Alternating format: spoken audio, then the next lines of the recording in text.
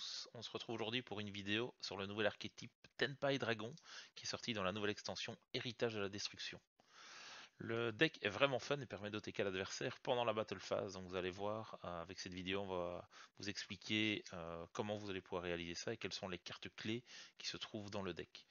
Il s'agit d'un archétype qui est composé principalement de monstres de type dragon et d'attributs feu.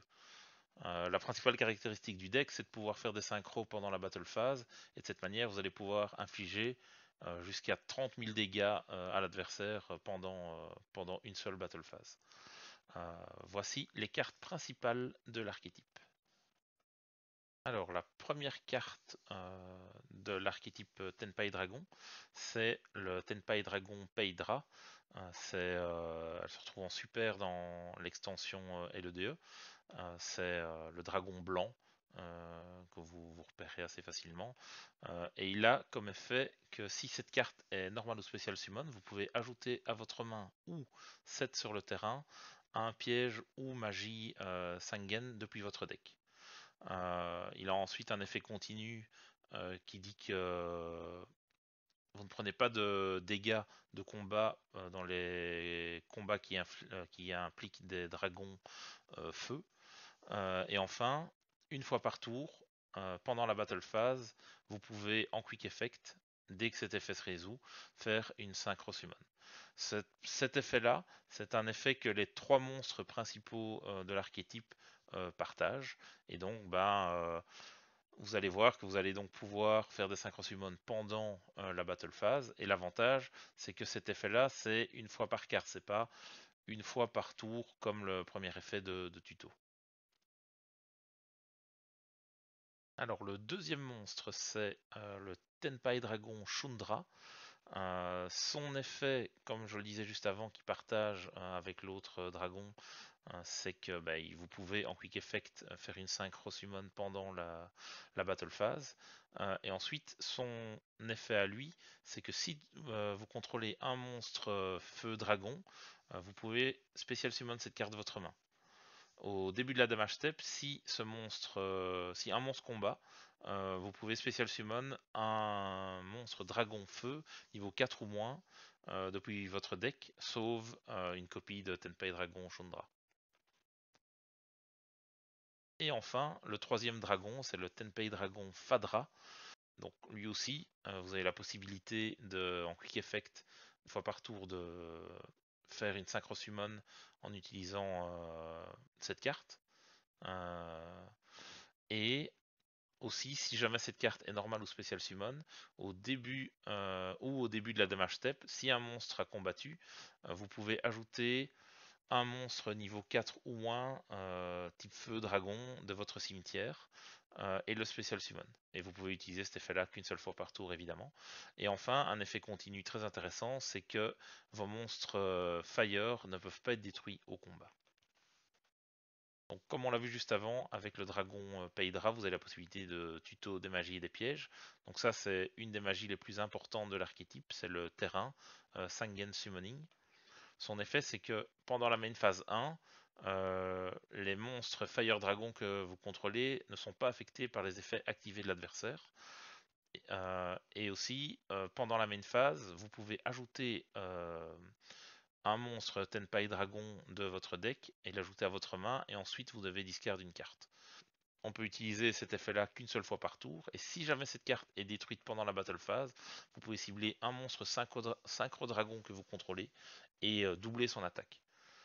Donc, si là vous voyez ce qui peut être fait par rapport à ce que je vous disais au nombre de dommages, c'est que en doublant l'attaque d'un monstre, vous pouvez facilement augmenter l'attaque de vos synchros sur le terrain et donc de taper beaucoup plus fort.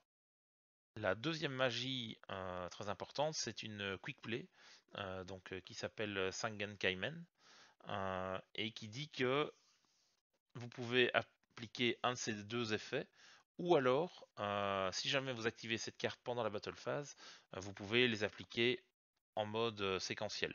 Donc le premier effet, c'est ajouter un monstre dragon feu niveau 4 ou moins de votre deck à votre main. Et le deuxième effet, c'est de spécial summon un monstre dragon feu de votre main.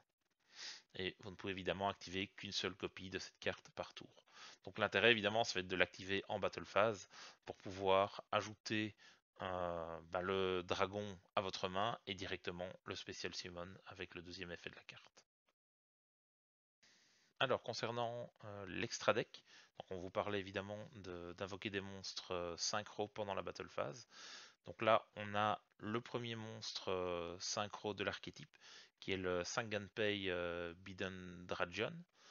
C'est une synchro 7, ça tombe bien vu que les Tenpai dragons sont soit niveau 3 soit niveau 4. Et donc pour l'invoquer vous avez besoin d'un tuner dragon et d'un monstre non tuner dragon. Si cette carte est synchro summon, vous pouvez cibler un monstre feu dragon de votre cimetière et vous le special summon de votre côté du terrain. Et aussi à ce moment-là, vous êtes lock en special summon dragon pour le reste du tour. Et le second effet, c'est que si 3 attaques ou plus ont été déclarées ce tour, en quick effect, vous pouvez special summon cette carte de votre cimetière. Et ensuite, vous pouvez détruire une magie ou piège sur le terrain.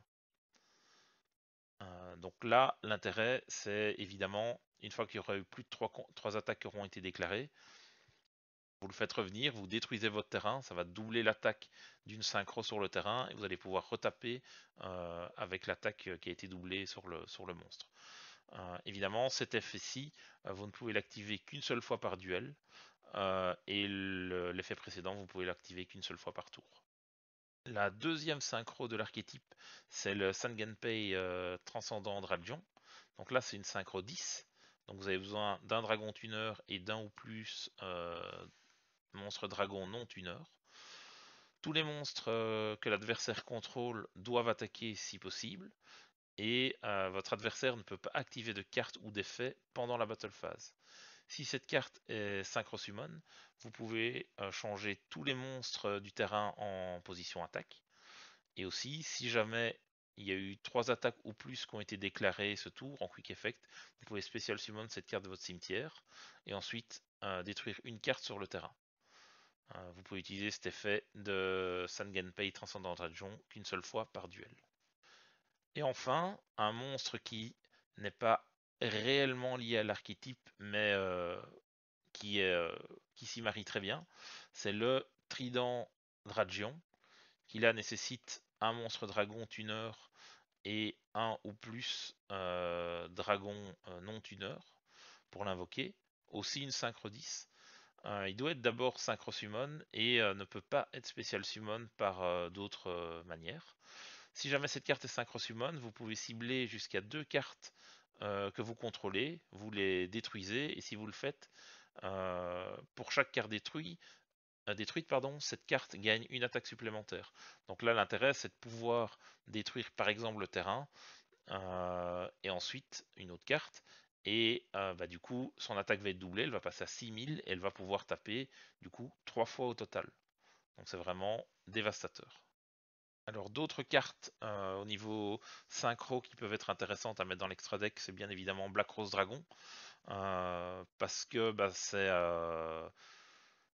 évidemment votre adversaire ne va pas vous laisser jouer tout le temps et va essayer de vous interrumpre. Et donc là l'intérêt du Black Rose Dragon, c'est qu'en battle phase vous allez pouvoir l'invoquer et en quick effect détruire tout le board.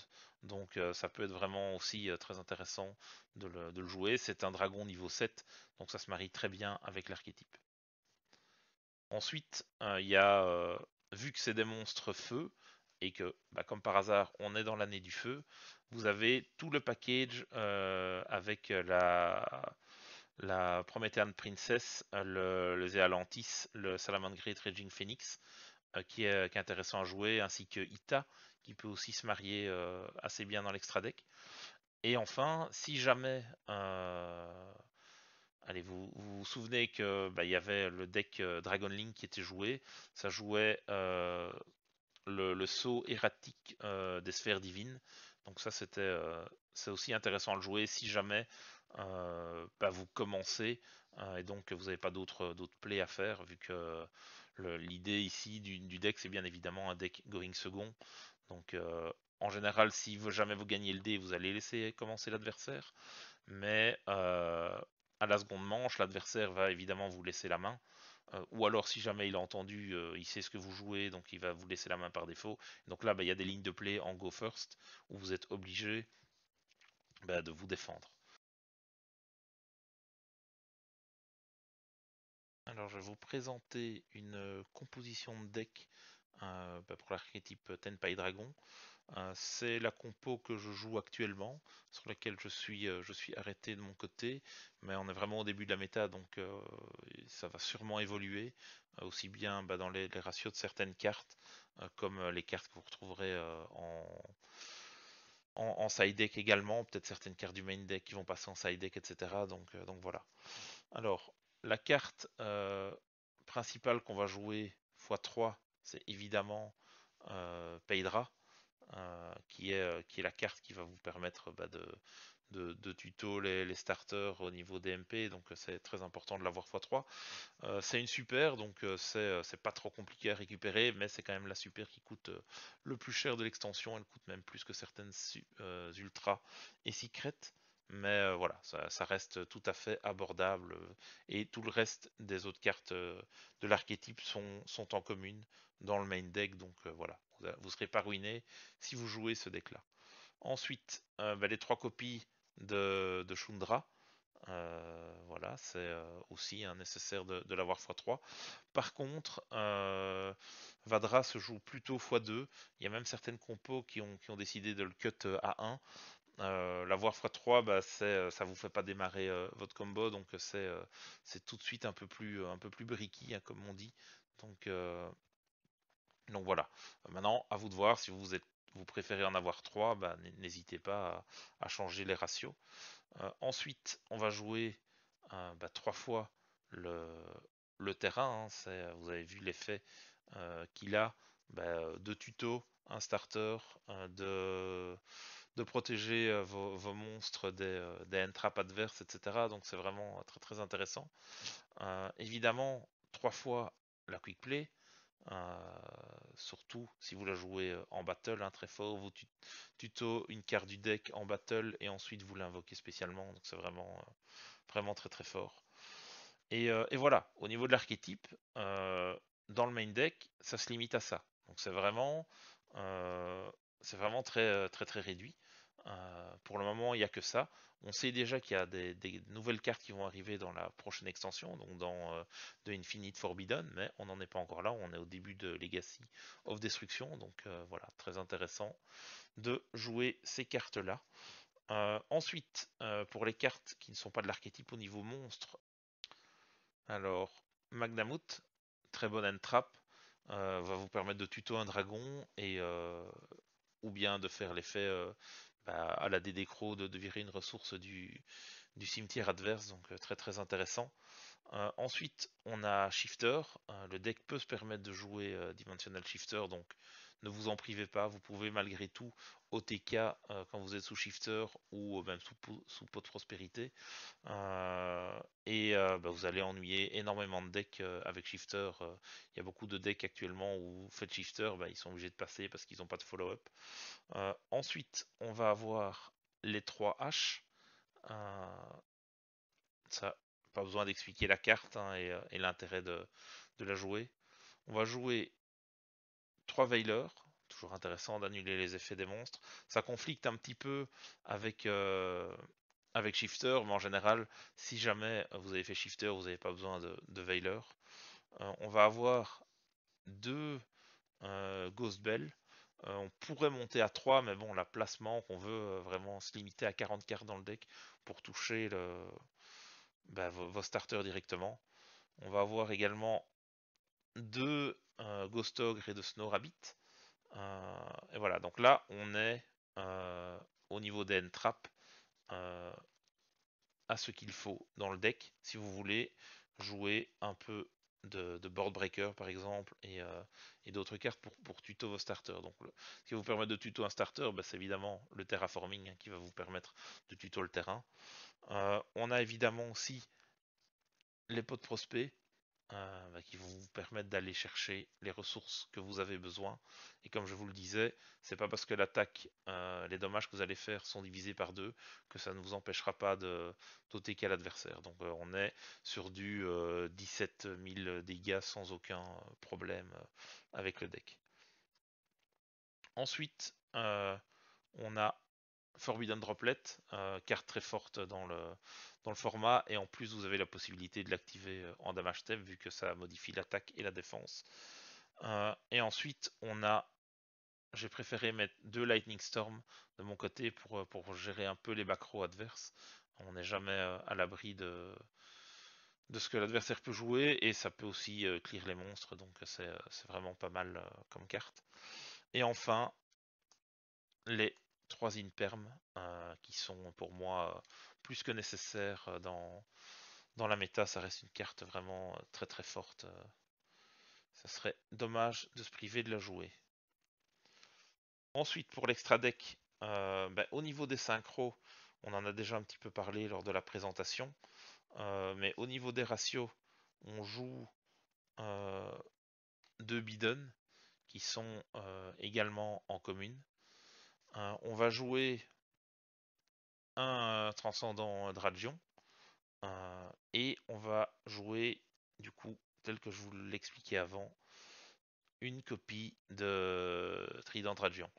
Si vous avez déjà regardé un peu les decklists en OCG, vous verrez que parfois ils en jouent 2 ou 3, mais c'est parce que de leur côté, ils sont sur des compos qui tournent avec Pot of Extravagance, parce que Pot Prospect de leur côté est limité à 1, donc voilà, s'ils ne veulent pas perdre leur Trident Dragion, ils sont obligés de le jouer en plusieurs exemplaires.